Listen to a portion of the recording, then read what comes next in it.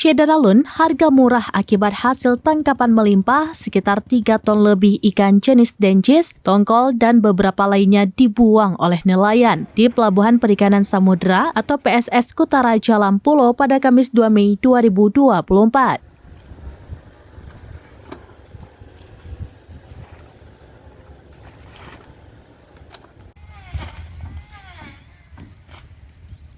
Ikan tersebut dibuang dengan cara dikubur di salah satu tambak yang digali menggunakan alat berat. Penurunan harga jual ikan tersebut sudah terjadi beberapa hari terakhir.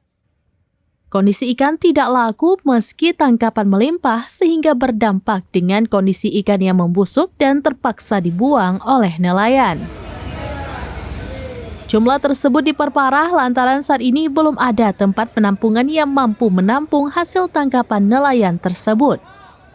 Sudirman, salah seorang nelayan di PSS Kutaraja mengaku saat ini hasil tangkapan nelayan yang pergi melaut terbilang melimpah.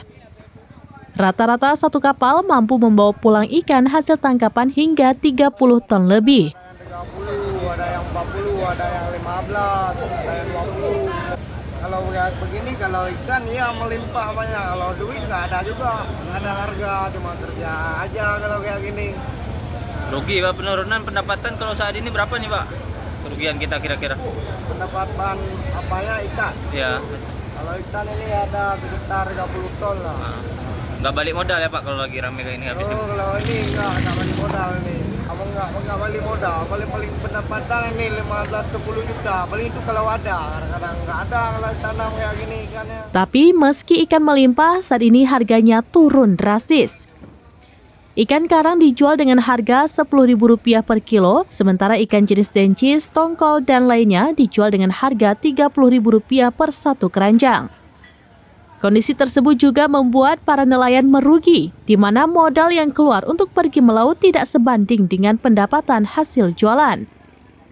Kurangnya tempat penyimpanan juga membuat kondisi ikan cepat membusuk dan terpaksa harus dibuang oleh nelayan.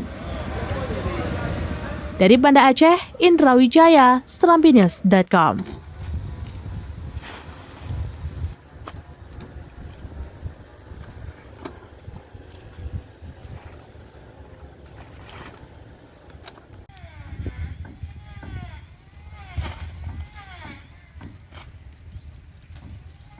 Download Tribun X sekarang, menghadirkan lokal menjadi Indonesia.